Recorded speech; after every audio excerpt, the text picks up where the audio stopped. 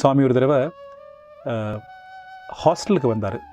Students ஹாஸ்டலுக்கு வந்துட்டு டைரெக்டாக வந்து கிச்சன் சமையல் கட்டுக்கு வந்துட்டார். சமையல் கட்டுக்கு வந்துட்டு அன்றைக்கி ஒரு ஸ்வீட் செய்கிறாங்க. என்ன ஸ்வீட்னு கேட்டிங்கன்னா ஸ்வீட் பூரி. சுவாமி சொல்கிறாரு, அந்த ஸ்வீட்டை வந்து நான் செய்கிறேன்னு சொன்னார் சுவாமி. சுவாமி என்ன பண்ணார்னா, முதல்ல வந்து அந்த மாவை எடுத்தார். மாவை எடுக்கிறது ஸ்டெப் 1. ரெண்டாவது என்ன பண்ணணும், அந்த பூர்ணத்தை வந்து உள்ளே வைக்கணும். ஆனால் சுவாமி என்ன செஞ்சார்னா, அந்த பூர்ணத்தை வந்து உள்ளே வைக்காமையே அந்த மாவை மடிக்க ஆரம்பித்தார்.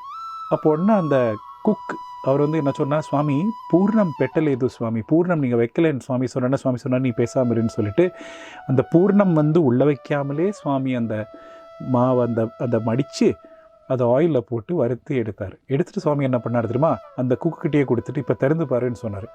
திறந்து பார்க்கும்போது என்ன இருந்துச்சு, பார்த்தா உள்ள பூர்ணம் இருக்குது. சுவாமி வந்து போடும்போது பூர்ணம் இல்லை, ஆனால் இப்போ பூர்ணம் இருக்குது. இது காமிச்சிட்டு சுவாமி ரொம்ப அழகாக ஒரு மெசேஜ் சொன்னார். சுவாமி சொன்னார், பங்காரு எப்போவுமே ஞாபகம் வச்சுக்கோ, whatever Swami touches will always be Purnam.